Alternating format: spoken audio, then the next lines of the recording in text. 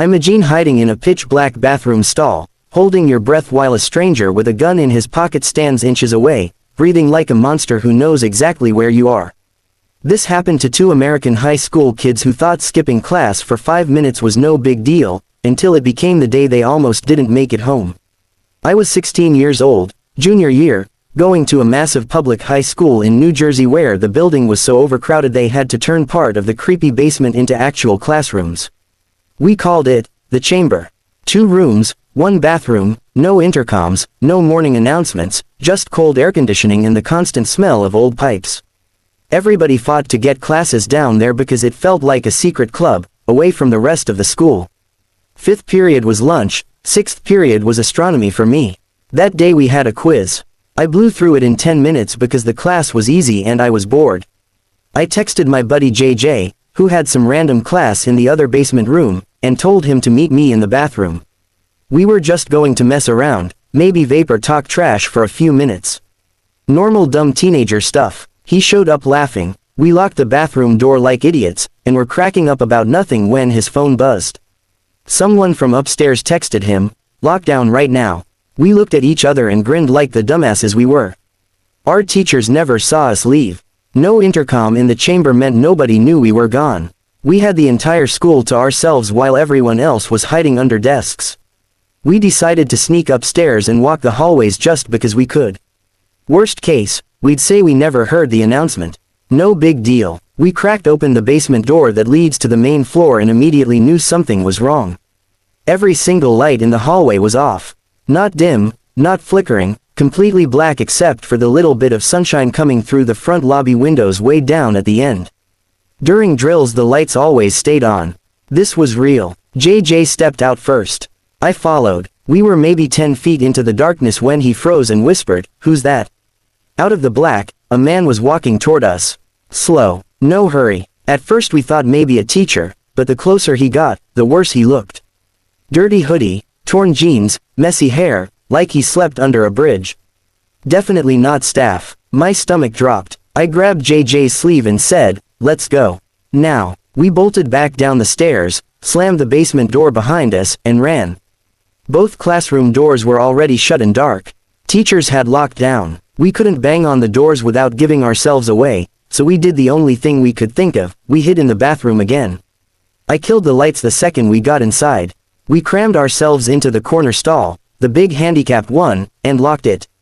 Then silence. Dead silence. No fans, no heat, no noise except the drip-drip from the leaky sink and our own breathing. We were trying so hard to be quiet that every tiny sound felt like a bomb. Then the bathroom door opened. A slice of hallway light cut across the tiles and vanished as the door shut again. Whoever just came in didn't turn the lights on. He just stood there in total darkness. We heard footsteps, slow, coming toward the stalls. Then he stopped right outside our door and started breathing, heavy, raspy, like he'd been running or like he was excited. My heart was hammering so loud I was sure he could hear it. JJ leaned to my ear and whispered the dumbest idea possible, "We gotta crawl out through the other stalls." The room was so quiet his whisper sounded like a shout. The heavy breathing outside stopped instantly. The guy heard him. Next thing I know the stall door rattled hard, like he was testing the lock. I whispered, "Go," and we dropped to the filthy floor and started army crawling under the stall walls. 1 stall, 2 stalls, 3 stalls, banging our knees, trying not to cry or puke from fear. Behind us the guy lost it. He started slamming the first stall door with his whole body, over and over, metal crashing, screaming something we couldn't understand. We made it to the open bathroom, jumped up, threw the door open, and sprinted straight to JJ's classroom. Light poured in behind us and for half a second I saw him, the man, standing in the far corner of the bathroom just staring at us with dead eyes. We pounded on the classroom door like maniacs.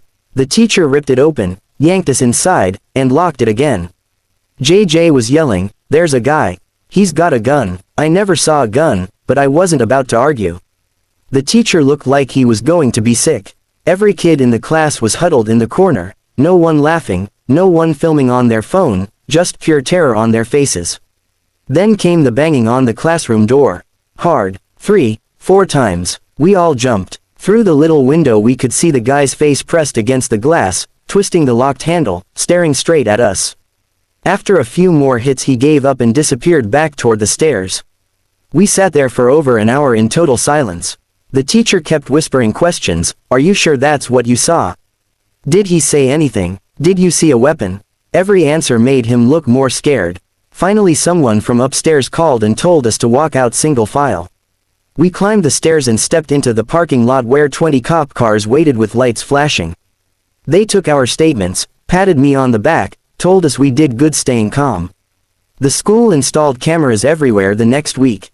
We never saw it on the news. To this day I don't know if they caught him, but I know one thing for sure. That man came to our school to kill kids, and JJ and I were almost the first ones he found. Years later, when I became a New Jersey cop myself, I thought nothing could scare me more than that day. I was wrong. The worst call I ever caught was a lockdown at a middle school 10 minutes from the station. Stormy day, sky almost black at noon, rain hammering the cruiser roof. Dispatch said a suspicious man was seen getting out of a white van behind the school and walking in the back door by the gym. I rolled up first. The van was still there, engine cold, doors locked, no plates I could see in the downpour. I went in through the red gym door with my flashlight in one hand and my Glock in the other. The whole school was dark. Lights off, kids locked in rooms, dead quiet except the storm outside. A secretary met me in the lobby whispering, he might be in the boys' locker room, be careful. Backup was coming but not there yet. I moved down the hallway alone. The second I pushed open the locker room door I heard it, faint scratching and little metal dings coming from the lockers on the far side. The room was pitch black, no windows, just my flashlight beam cutting through the wet air. The vents were blowing loud, but over that noise I kept hearing bangs and scrapes that moved every time I moved, like whatever was in there was staying on the opposite side of the rows. I worked my way around the lockers slow, gun up, heart in my throat. The sounds kept circling me. I was about to call out, police, when a locker slammed so hard on the other side of the room I almost dropped my light. I swung around and heard a kid scream, muffled, terrified, help. Help me. He was inside one of the lockers, pounding from the inside. I ran to the sound, found the locker, saw tiny blood fingerprints on the inside of the door. A 12-year-old boy was folded up in there, bleeding from his arm where someone had sliced him with a knife. I told him to hang on, ran outside to look for the van, and it was gone. I never even wrote the plate down. I still hate myself for that. We got the kid out, ended the school day early, put out a bolo for a white van. A week later they found the creep in a 7-Eleven parking lot. He had done this before. The boy lived, but every time I think about those bloody fingerprints I feel sick all over again. Fast forward a few years. I'm no longer a cop, just a regular guy, and I hear this story from a kid who was looking at colleges in South Jersey. He was staying alone at a Hampton Inn near Rowan University. He gets back to his room around 8, eats, watches TV, normal night. Around 9 the alarm starts blaring in his room, white strobe light flashing from the ceiling, robotic voice repeating, all guests remain in your rooms, this is a lockdown. He thinks it's weird but kinda cool, like the hotel version of a school drill. He changes into pajamas, brushes his teeth, gets in bed. The alarm stops but the strobe keeps flashing every few seconds, bright enough to be annoying. He's about to call the front desk when the room phone rings. Woman on the line sounds panicked. She tells him, stay calm, walk out of your room right now, do not hang up. He asks what's going on. She says, sir, there is someone in the room with you. Get out now. He drops the phone, looks around, checks under the bed, checks the bathroom, nothing. Then he sees the closet door, one of those sliding wooden ones, open just a crack. He sees an eye staring back at him. The door slides shut fast. He bolts out of the room barefoot in his boxers. Front desk shows him security footage from an hour earlier. A short guy in his 40s, creepy as hell, walking the hallway trying key cards until one works on this kid's door. He'd been hiding in that closet the entire time the kid was brushing his teeth, watching TV, changing clothes. Police dragged the guy out in cuffs. As he passed the kid in the lobby he looked right at him and smiled like they were old friends. 3 different lockdowns. 3 different places. One thing in common. Monsters walk among us every day, and sometimes the only thing between you and them is a locked door, a dark hallway, or 60 seconds of pure dumb luck. Imagine you're 16, hiding in a pitch black high school bathroom stall with your best friend, trying not to breathe, while a stranger who doesn't belong anywhere near a school stands on the other side of the door, listening for you, with a gun bulging in his pocket. That really happened to me in New Jersey. And it was only the first of 3 times I came face to face with pure evil on what should have been the safest days of my life. I was 16 years old, junior year at a huge public high school in central New Jersey. The place was so overcrowded they had to carve 2 extra classrooms out of the basement. Everyone called it the chamber. It smelled like old mop water and cold concrete, but it had air conditioning in its own bathroom, so kids fought to get classes down there. No intercoms, no morning announcements, no rules. It felt like a different planet from the rest of the school. That day started normal. 9 periods, 5th was lunch, 6th was astronomy for me. We had a quiz on constellations. I finished in 8 minutes flat, handed it in, and immediately got bored. My buddy JJ had some elective in the other basement room. I shot him a text, "Meet me in the bathroom." We were just going to waste 10 minutes joking around, maybe sneak a hit off somebody's vape. Stupid teenager stuff. He slipped in a minute later. Grinning like an idiot, we locked the main bathroom door because we thought we were slick. We're laughing about some girl in 3rd period when his phone buzzes. One of his friends upstairs texted, "Lockdown right now, for real." We looked at each other and the exact same dumb idea lit up in both our heads. Our teachers never saw us leave. No speakers in the chamber meant no one knew we were missing. The entire school was frozen, and we had a free pass to roam. We were going to be legends. We cracked the basement door that leads up to the 1st floor hallway. The second we did, every hair on my neck stood up. The hallway was completely dark. Not dim, not emergency light dark, pitch black. The only light was a thin slice coming from the lobby windows a football field away. During drills the lights always stayed on. This was different. This was real. JJ stepped out first. I followed. We took maybe 5 quiet steps when he grabbed my arm so hard it hurt and whispered, "Dude, who the hell is that?" Out of the darkness, a shape was moving toward us. Slow. No rush. At first I thought teacher, then janitor, but the closer he got the worse it looked. Dirty gray hoodie pulled up, stained jeans hanging off him, hands in his pockets, walking like he owned the place. He didn't belong. Not even close. My brain screamed run before my mouth could. I yanked JJ back toward the stairs. We flew down the steps, slammed the basement door, and stood there panting. Both classroom doors were already shut, lights off, locked down. We couldn't pound on them without giving ourselves away to whoever was now wandering the basement hallway. So we did the only thing left. We ran back into the bathroom and killed the lights. We crammed into the big handicapped stall in the corner, locked it, and squatted on the nasty tile trying to disappear. The room was dead silent. No vents, no heat, just the slow drip from the sink and our hearts pounding so loud I was sure they could hear us upstairs. Then the bathroom door creaked open. A blade of hallway light cut across the floor and vanished as the door shut again. Whoever just walked in didn't turn the lights on. He just stood there in total darkness, listening. We could hear him breathing. Heavy, wet, excited breathing. Like a dog that caught a scent. Footsteps, slow, coming our way. He stopped right outside our stall. The breathing got louder. I could smell him now, sweat, cigarettes, something sour. JJ leaned so close his lips touched my ear and whispered the worst possible plan. We crawl under the dividers to the other side. The room was so quiet his whisper might as well have been a bullhorn. The breathing outside stopped instantly. The guy heard. The stall door rattled hard. Once, twice. Then he threw his whole body against it. The metal lock bowed but held. I whispered, "Go," and we dropped flat and started crawling under the stall walls like soldiers in a nightmare. Knees scraping, elbows bleeding, trying not to gag from the urine smell. Behind us the guy went berserk. He was kicking the first stall door so hard the hinges screamed. He was grunting, cursing, slamming his shoulder into metal over and over. We made it through 4 stalls, scrambled up, and threw ourselves at the bathroom door. Light exploded into the room for half a second as we opened it, and I saw him. He was standing in the far corner staring straight at us, hood up, eyes shining, something long and black sticking out of his pocket. We didn't wait to figure out what it was. We sprinted the 10 feet to JJ's classroom and pounded like our lives depended on it. The teacher ripped the door open, yanked us inside, and dead-bolted it again. JJ was screaming, "He's got a gun.